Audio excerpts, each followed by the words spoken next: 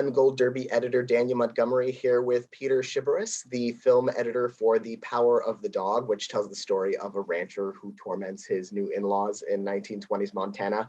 The film moves at a very deliberate pace where you can feel the tension really building under the surface gradually. How did you work with Jane Campion, the director, to develop that tension?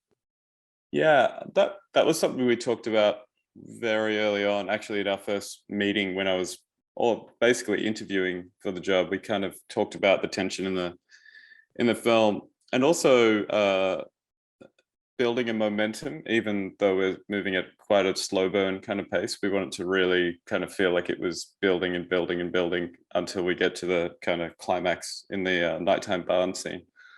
So I mean, it was a lot of very deliberate choices and just being incredibly trying to be really elegant and economical, and not using not cutting to things, kind of letting the characters really drive the story, which kind of landed us in that really kind of deliberate pace, I think, was the main thing. We were working with Johnny Greenwood's score from the very beginning of the cut. When Jane got in, we essentially got a whole bunch of music sent from Johnny, which became about maybe 80-90% of the final score. So we were kind of working with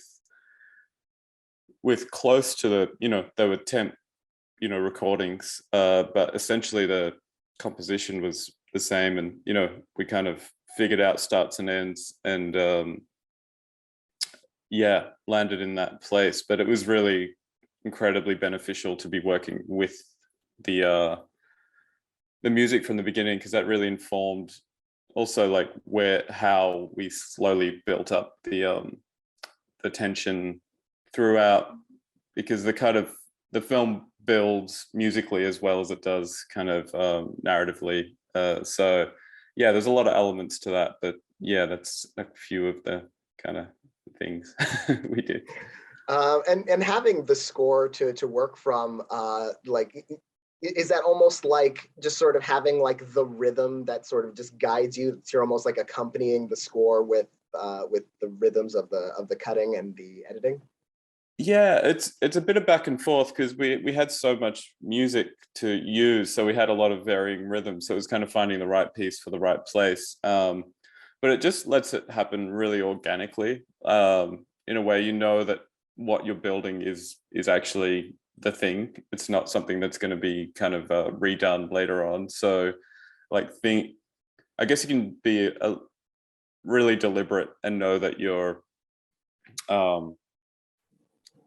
tonally being incredibly consistent throughout, and things won't shift all of a sudden, in the last few weeks when the cues finally come in. It's kind of so I think it just helps in just knowing exactly that you're tonally in the right place throughout, and also there's just a back and forth between music and picture, and that's something that just organically happens through the edit. So I think it's kind of a bit of this and a bit of that in a way, but it is incredibly helpful, and especially when you have such a beautiful score to work with from the beginning, you can just it essentially becomes part of the tone instantly, the same way the dailies are and the performances are, and it just helps guide you, and just you just know, you have a concrete feeling of what you're working with, which is a really nice feeling in the edit. And this film is so rooted in character and psychology. What were some of the ways that you used editing or wanted to use editing to kind of convey the kind of interior lives of these characters and how they were developing? Yeah, that's an interesting question. There was Phil's character is probably the one to talk about in that sense, just because we kind of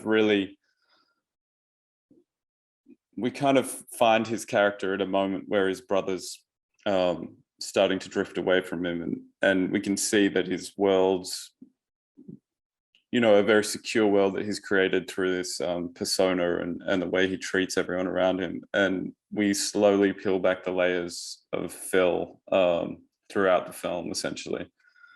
So, I mean, one thing that was really interesting with his characters, we had these moments where we started to spend time with him alone at night, the nighttime scene in the barn, polishing the saddle. So we kind of used a lot of macro, really tactile shots with him just to convey the sense of emotional depth there and the fragility as well. There's that nighttime scene up in the Red Mill after the big, after he kind of burns the flowers and everything, and that whole night's done, and he's upstairs and he's just a lonely man kind of looking for his brother who's supposed to be there but isn't there. And yeah, there's a lot of, and all those scenes, we really are incredibly focused on Phil's internal world and what's happening for him. So there's a lot of that, and we used a lot of macros in those scenes where we don't,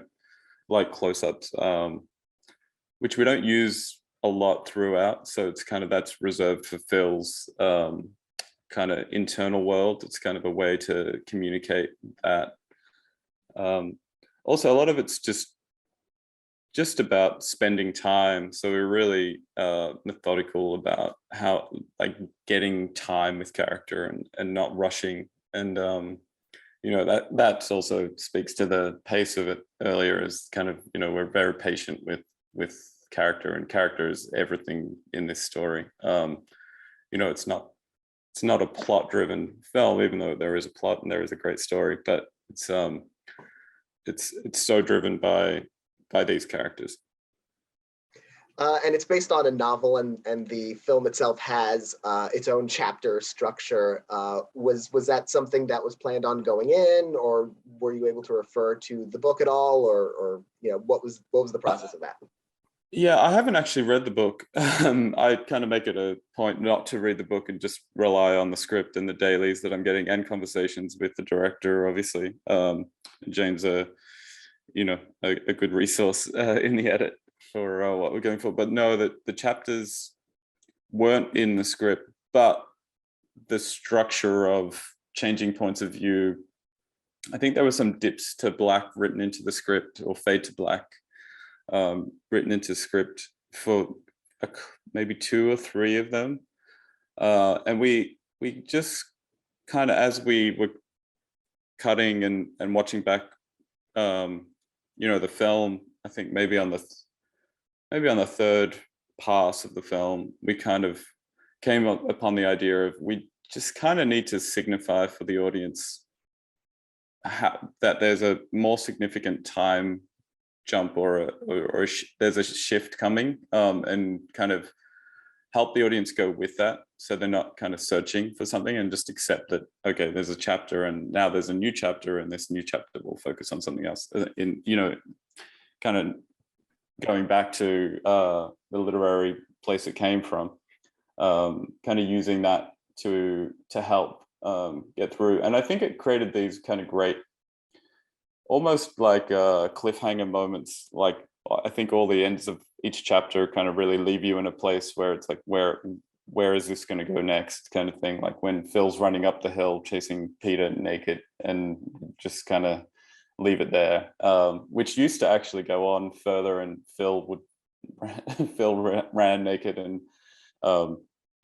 caught Peter, and they had a kind of exchange, which we had to lose, because it was undoing the next chapter. Like, we kind of went too far and we had nowhere left to go. So when you got to the next chapter, it just felt like, okay, you need to build from scratch. Whereas leaving it on a moment of anticipation rather than action just help the tension again. So yeah, those chapters really helped with attention, and also just helped, in a really basic orientation kind of way to help audiences just kind of go with the flow of the story, rather than be searching and kind of confusion is something we don't like in the edit room.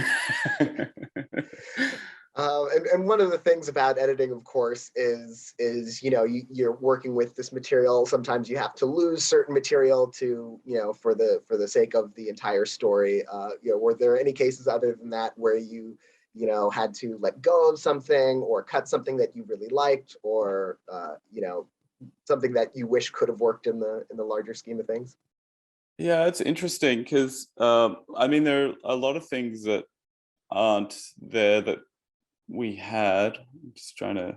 There's actually a great scene um, on the day Peter arrives at the ranch with Rose on his school break, summer break, I guess.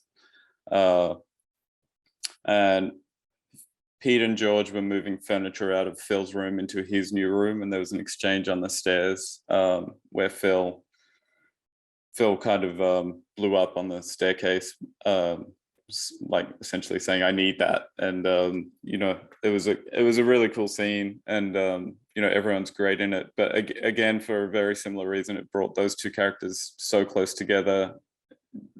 Essentially, when he first arrives and at the start of that chapter, and it kind of sucked the life out of everything that came after it.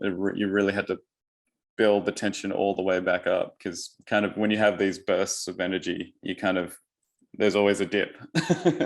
and we were essentially trying to build there, and it really got in the way. And unfortunately, because it's a great scene, but it's the film works much better without it. So you kind of get used to that, and you just kind of go, it's for the greater good. And yeah, but it was a fantastic scene. And like many productions, this was sort of interrupted by COVID in the middle. During that break, like what were some of the thoughts that went into the film, or were you and Jane able to like reevaluate, reconsider, or have evolving ideas on where the rest of the film would have to go? Yeah, absolutely. It was actually, there was definitely a silver lining to the 3-month break. A lot of things actually came up in that. What happened was when the shoot resumed, everything we'd come up with, we kind of added 2 extra days of pickups. So the shoot started 2 days earlier than scheduled, essentially. And a lot of that stuff was the macro stuff that I was talking about earlier with Phil, and the first part of the shoot before the cancellation was all in the South Island, so it was mainly exteriors, and there was a few interiors in the barn, but the rest was being shot in studio in Auckland for all the interiors of the house. So essentially, all of that was to come.